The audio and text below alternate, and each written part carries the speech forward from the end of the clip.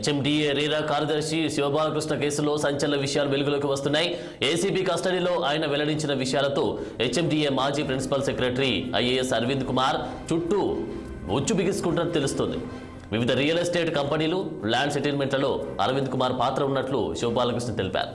అరవింద్ కుమార్ చెప్పినట్లే ఆయన వ్యవహరించారని కన్ఫర్మేషన్ స్టేట్మెంట్లో వివరించారు. ఇక శివబాలకృష్ణ అందించిన స్టేట్మెంట్ను అధికారులు కోర్టుకు అందించారు. ఇక ఇదే అంశానికి సంబంధించి మరింత తాజా అప్డేట్స్ మా ప్రతినిధి సురేందర్ అందిస్తారు. సురేందర్. అయితే ఆనంద్, అయితే ప్రస్తుతానికి శివబాలకృష్ణ అక్రమాస్తుల కేసులో కొన్ని కొత్త పేర్లు అయితే వెలుగులోకి రావడం జరిగింది. ఏసీబీ విచారణలో మరికొంతమంది పేర్లను శివబాలకృష్ణ చెప్పినట్టు తెలుస్తోంది. అయితే ఈ 8 రోజుల శివబాలకృష్ణ కస్టడీ ముగియడంతో శివబాలకృష్ణ బెయిల్ మంజూరుకి అయితే అప్లై చేసుకోవడం జరిగింది. అయితే కొత్తగా పేరు తెరపైకి వచ్చిన పేరు హెచ్ఎండిఏ మాజీ ప్రిన్సిపల్ సెక్రటరీ అరవింద్ కుమార్ పేరు స్పష్టంగా వినిపిస్తోంది. అయితే ఈ శివబాలకృష్ణ అక్రమాస్తులకు కూడగట్టే ప్రయత్నంలోనే భాగంగా అరవింద్ కుమార్ చెప్పినట్టు తాను చేసినట్లు ఏసీబీ అధికారులు వాంగ్మూలం ఇచ్చినట్టు అయితే తెలుస్తోంది. అయితే ఈ అక్రమాస్తులు కూడగట్టే సమయంలో అరవింద్ కుమార్ తో పాటు మరికొంతమంది అధికారుల పేరు, అదేవిధంగా కొంతమంది ప్రజాప్రతినిధుల పేర్లు కూడా చెప్పినట్టు అయితే తెలుస్తోంది.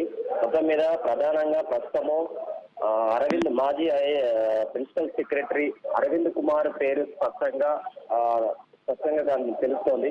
అయితే అరవింద్ కుమార్ పేరు ఇందులోకి ఎందుకు రావడం జరిగిందంటే, గతంలో నుంచి కూడా ఆయన హెచ్ఎండిఏ ప్రిన్సిపల్ సెక్రటరీగా ఉన్నప్పటి నుంచి ఆయన ఆధీనంలోనే ఈ వ్యవహారాలన్నీ నడుస్తుంటాయి కాబట్టి ఆయన చెప్పినట్టు తాను చేసినట్టు, ఆ నేపథ్యంలోనే తనకు ఆస్తులు కూడా పెట్టినట్టు శివబాలకృష్ణ చెప్పినట్టు తెలుస్తుంది.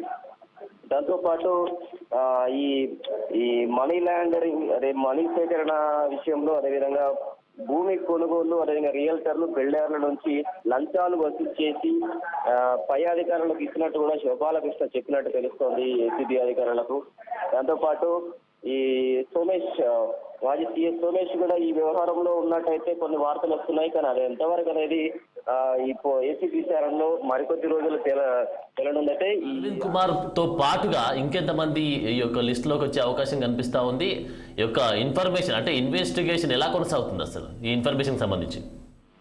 అయితే ఏసీబీ అధికారులు ఈ శివబాలకృష్ణ అక్రమాస్తుల కేసులో కొంచెం సీరియస్ గా ఉన్నట్టు తెలుస్తుంది. ఎవరెవరు ఉన్నారు, వేల కోట్ల దాదాపు 1000 కోట్లకు పైగా అక్రమాస్తులు కూడా వేసిన దాంట్లో ఎవరెవరు పాత్ర ఉన్నారో, ఈయనకు శివబాలకృష్ణకు ఎవరెవరు సహకరించారు, అధికారులు ఉన్నారా, హెచ్ఎండి అధికారులు, లేకపోతే ఇతర శాఖలకు సంబంధించిన అధికారులు ఉన్నారా, ఒక శివబాలకృష్ణనే ఇన్ని అక్రమాస్తులు కూడబెట్టుకున్నారా, లేకపోతే ఇంకెవరైనా కూడబెట్టుకున్నారా అనే విషయం కూడా, అన్ని విషయాల గురించి కూడా ఏసీబీ అధికారులు విచారణ చేస్తున్నారు. ప్రస్తుతానికైతే ఇప్పుడు తెరపైకి వచ్చిన హెచ్ఎండిఏ మాజీ ప్రిన్సిపల్ సెక్రటరీ అరవింద్ కుమార్ ను కస్టడీకి అరెస్ట్ చేసేందుకు కూడా ప్రభుత్వ అనుమతి కోరినట్టు తెలుస్తోంది ఏసీబీ అధికారులు.